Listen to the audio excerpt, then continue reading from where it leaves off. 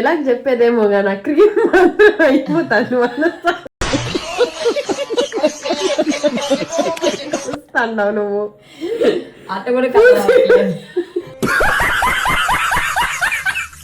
Hey guys, నేను మీ anchor Divya Reddy. So morning నేను mummy అయితే నాన్ వెజ్ టిఫిన్స్ అయితే తిందామని మన తిరుపతిలో ఉన్న హనీ మెస్కి అయితే వచ్చేసినాం. మీకు ఎంతమందికి హనీ మెస్ తెలుసో కమెంట్ బాక్స్లో కమెంట్ చేయండి. అండ్ నేనైతే దోశ అలాగే మటన్ కీమా, వాళ్ళ మమ్మీ అయితే ఇడ్లీ అండ్ వడ చెప్పుకున్నారు.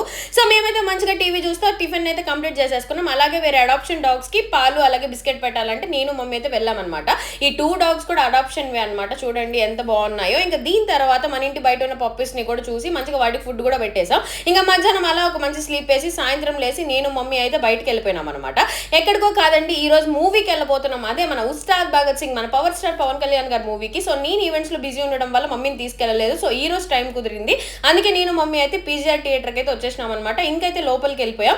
మా సీట్స్ లో మేము కూర్చోగానే నిజంగానే పవర్ స్టార్ పవన్ కళ్యాణ్ గారి నేమ్ అలా పడగానే గూస్ బంప్స్ వచ్చేసాయి. మా అమ్మ అయితే అరుస్తూనే ఉండింది అసలు సీట్లో నుంచి. ఇంకైతే మూవీ గురించి అందరు బ్యాడ్ అలాగే నెగిటివ్ గా టాక్ చేశారు, కానీ నాకైతే మూవీ చాలా నచ్చింది. నేనైతే జూనియర్ ఎన్టీఆర్ ఫ్యాన్, కానీ పవన్ కళ్యాణ్ గారి మూవీ అయితే చాలా స్పెషల్ గానే చెప్పాలి. ఆయన లుక్స్ అయితే అదిరిపోయింది. తర్వాత బ్రేక్ అయితే ఇచ్చారు. సో బ్రేక్ తర్వాత కూడా సెకండ్ హాఫ్ కూడా చాలా బాగుంది, ఎక్కడ బోర్ కొట్టలేదు. పర్సనలీ నాకైతే పవర్ స్టార్ పవన్ కళ్యాణ్ గారి మూవీ అయితే సూపర్ అనిపించింది. సో అలా జరిగింది అనమాట. తర్వాత అయితే ఇంటికి వెళ్ళిపోయినాం. మీరైతే లైక్ చేసి ఫాలో చేసేయండి.